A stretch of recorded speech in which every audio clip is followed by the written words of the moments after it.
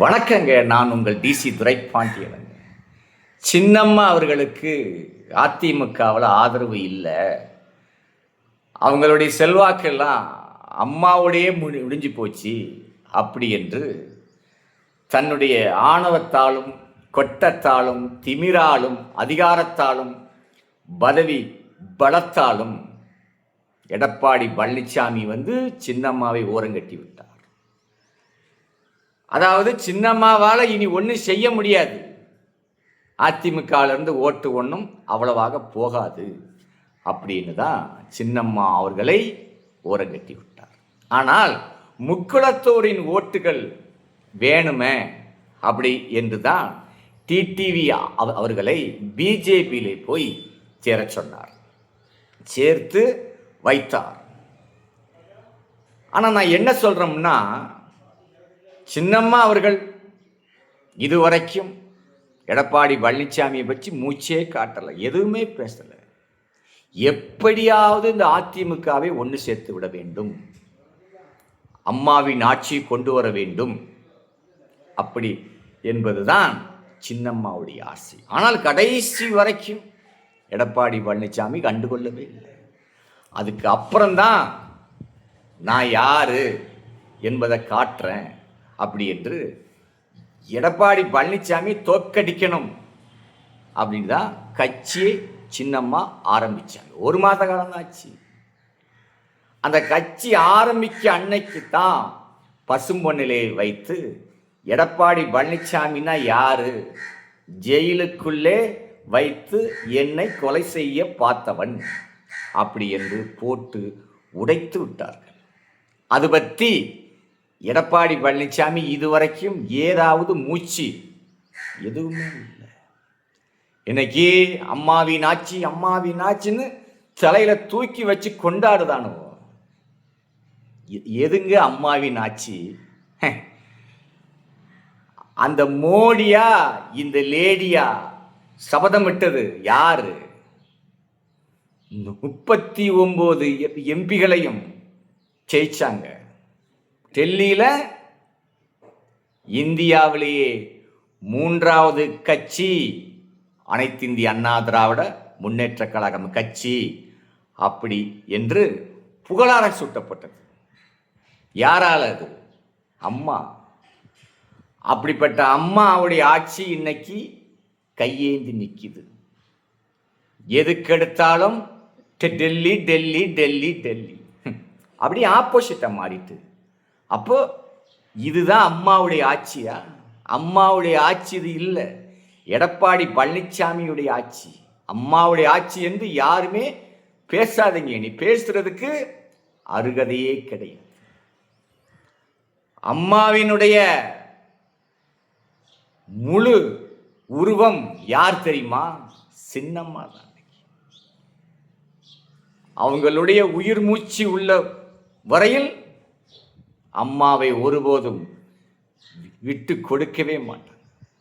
அன்னைக்கு அரசியல்ல யார் யாரை எங்கே எங்கே வைக்க வேண்டும், யாருக்கு என்ன செய்ய வேண்டும், மக்களுக்கு என்ன செய்ய வேண்டும் என்பதையெல்லாம் கூடவே இருந்து பார்த்தவர்கள் தான் சின்னம்மா.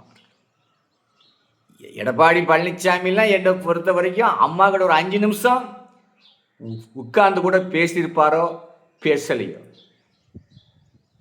அப்படிப்பட்ட எடப்பாடி பழனிசாமி கிட்ட பதவியை கொடுத்து விட்டு இன்றைக்கு அம்மா அவர்கள் யோசிக்கிறாங்க.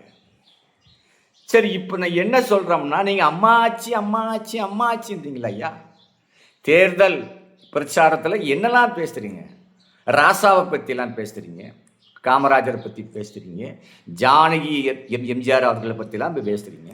ஆனால் உங்கள் அம்மாவுடைய கட்சின்றீங்களே, அந்த அம்மாவுடைய கொடநாடு பங்களாவிலே என்னாச்சு? அந்த கேஸ் என்னாச்சு? அதை பற்றி யாராவது அதிமுக காரன் பேசுகிறானா?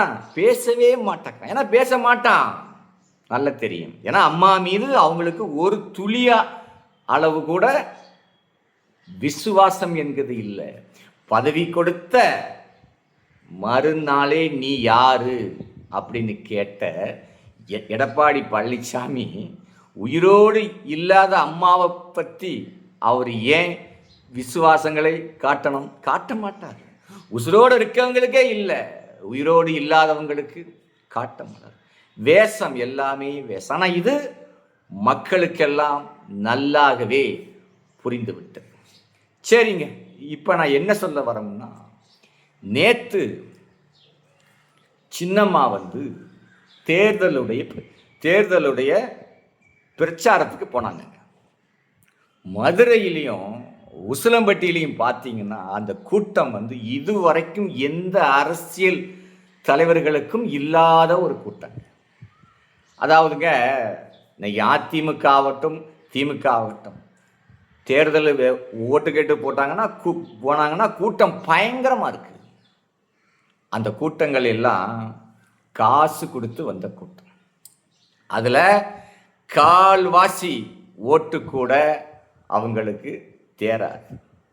ஆனால் சின்னம்மாவுக்கு நேற்று வந்த கூட்டங்கள்லாம் உணர்வான கூட்டம், ரோசமுள்ள கூட்டம், உண்மையான அதிமுகவுடைய இரத்தங்கள் ஓடுகின்ற கூட்டம். அந்த கூட்டத்தில் உள்ளவங்களில் ஒரு ஓட்டு கூட வேற கட்சிகளுக்கு போகவே போகாது. மொத்த ஓட்டுகளும் தென்னை மரங்களுக்கு தான். அதில் எந்த விதமான மாற்றமும் இல்லை. இன்னைக்கு கட்சி ஆரம்பித்து ஒரு மாதம்தான் ஆச்சு. பதவியே போடலை.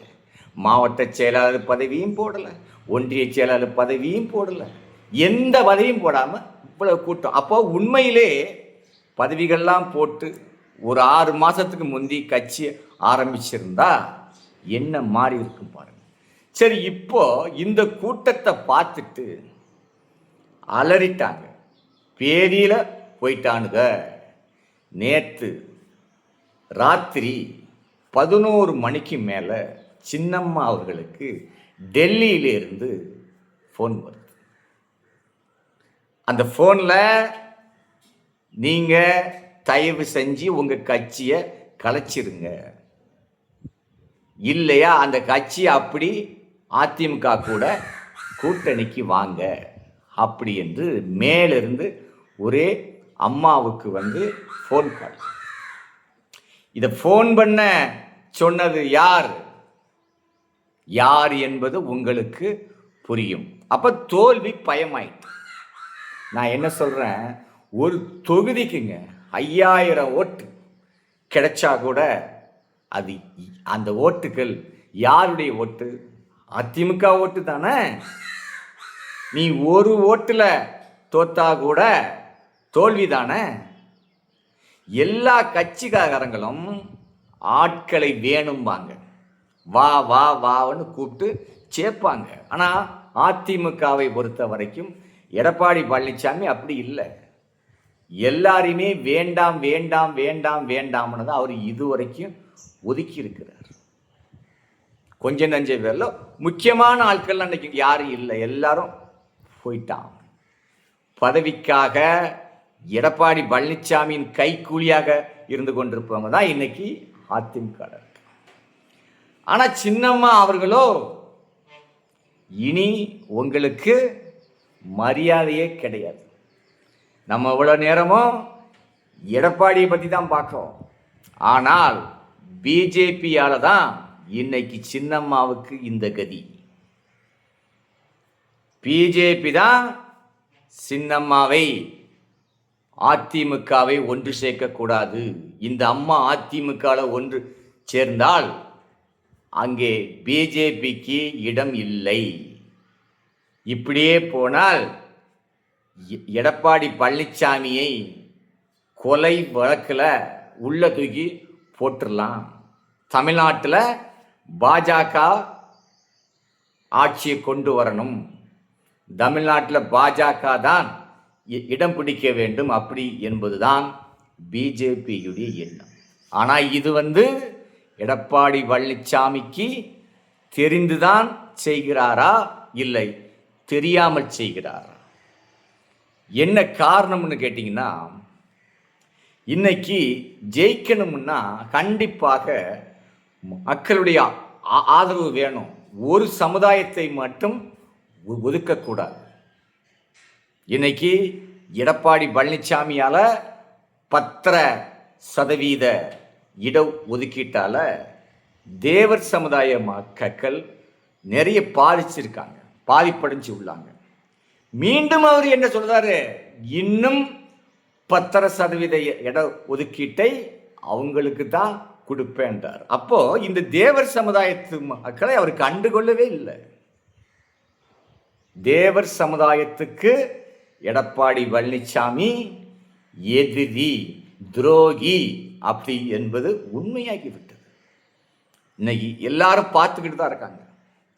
நேரத்தெல்லாம் பார்த்த கூட்டத்தை பார்த்தா அதிமுகவுக்கு தமிழ்நாட்டில் ஒரு படுதோல்வி. இந்த படுதோல்வி அடையாத காரணம் என்னன்னு தெரியுமா? 2 பேர் தான். ஒன்று சின்னம்மா, இன்னொன்று விஜய். 2 பேரால எடப்பாடி பழனிசாமி தமிழ்நாட்டிலே மண்ணை கவ்வ போகின்றார். தேர்தல் கருத்து கணிப்பிலே இப்பவே புரிந்துவிட்டது. இந்த தோல்வி யாரால? சின்னம்மாவால தான். அப்படி என்பது தேர்தல் முடிவுக்கு அப்புறம் கண்டிப்பாக எல்லாருக்கும் தெரியும். அதுக்கு அப்புறம்தான் எடப்பாடி பழனிசாமியை அதிமுக அலுவலகத்தில் இருந்து கழுத்தை பிடிச்சி தள்ளுவாங்க. அதுக்கப்புறம் எல்லாரும் ஒன்று சேர்ந்து தான் சின்னம்மா அவர்களை பொதுச் செயலாளராக கண்டிப்பாக கொண்டு வரும். ஏன்னா மக்கள் எண்ணிட்டாங்கன்னா அதை மாற்றவே முடியாது. மக்கள் தீர்ப்பே மகேசன் தீர்ப்பு. அதிமுகவை கொண்டு வர வேண்டுமே ஆனால் புரட்சித் தலைவி அம்மாவுடைய உண்மையான விசுவாசம், புரட்சித்தாய் சின்னம்மா என்கின்ற ஒரு சிங்க பெண்மணியால தான் வர முடியும் என்பது தமிழ்நாட்டில் உள்ள அதிமுகவை சேர்ந்த தொண்டர்களுக்கெல்லாம் தெரியும். தமிழ்நாட்டிலுடைய அனைத்து கட்சி மக்களுக்கும் அப்பதான் உணரும், ஒரு பெண்மணிக்கு நடந்த துரோகம் இது அப்படி என்று. இந்த தேர்தலில் எடப்பாடி பழனிசாமிக்கு சத்தியமாக ஓட்டு போட மாட்டான். உணர்வானவன் ஒருத்தன் கூட ஓட்டு போட மாட்டான். அதனால் நான் என்ன சொல்கிறேன், எல்லாருமே நீங்கள் இந்த முறை அனைத்திந்திய புரட்சித் தலைவர் மக்கள் முன்னேற்ற கழகம் கட்சியின் தென்னந்தோப்புகள் சின்னத்திலே அனைவரும் ஓட்டு போடுங்கள். அப்பதான் ஜெயிப்பது தர்மமா துரோகமா அப்படி என்பதை தமிழ்நாட்டிலே பார்க்க முடியும். மீண்டும் அடுத்த செய்திகளை பார்க்கலாம். இந்த சேனலை சப்ஸ்கிரைப் செய்யாதவர்கள்லாம் சப்ஸ்கிரைப் செய்து வைத்துக் கொள்ளுங்கள். நான் உங்கள் DC துரைபாண்டியன். நன்றி, வணக்கம்.